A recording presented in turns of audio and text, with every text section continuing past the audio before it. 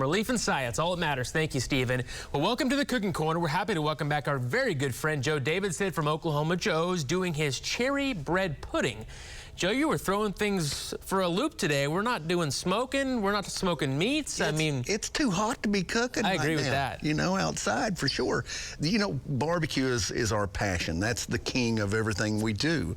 But dessert is something that deserves a lot of special attention. Some barbecue joints, they make pies that are spectacular. I will tell you that ours is our signature cherry bread pudding, and it is just to die for. Fantastic and simple. It's so easy, so easy. So a couple of things that we do different than most people that make bread pudding.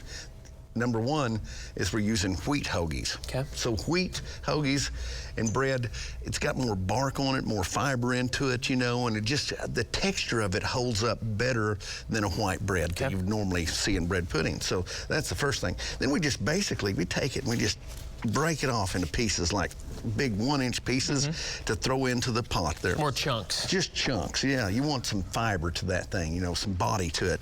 Then the second thing, milk. So you take and do like 12 of the hoagies, 3 cups of milk, and just get it to soak into that really well. Then you're gonna combine 3 eggs, cinnamon, cup of sugar, vanilla, and a stick of butter that's melted, and just a little bit of salt, and blend that, whip it, beat it up really good, and then fold that into it as well. So that's the last thing. That way you don't mess the bread up too much. You have to let it sit for a while with the milk, or no? You don't. I mean, it soaks up immediately, and then once you've got the mixture in there with the eggs and the cinnamon, it's kind of like a cinnamon roll in a sense.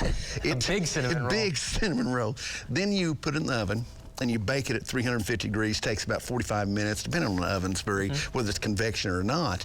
But then the real star of this is the bourbon sauce. I like the sound of that one. This one is Weller's is what we use for the bourbon, all right? And then there you just simply take the sugar, butter, some cinnamon, more cinnamon there, and you start melting that. You gotta be kind of careful when you put the Weller's in there, because if it's too hot, it'll boil over on you. It's like making a roux for gumbo. It kind of is. You got to be really easy. Whip it. Just keep whipping it, whipping it, you know.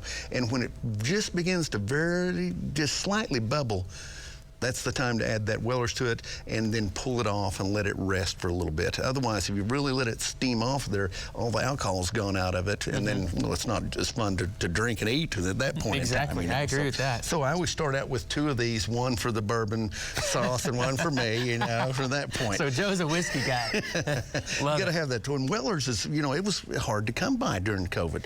Then this has already been sauced, but I'll show you what I mean about, look at this, how gooey and caramely and look at that. Is that just... It smells like a cinnamon roll. It is. It's like a cinnamon roll. And the cherries are just a good touch for them? I used to really hate bread pudding until I realized I don't have to put raisins in this. I can put something else in it. And the cherries just put it completely over the top. So this is what we do.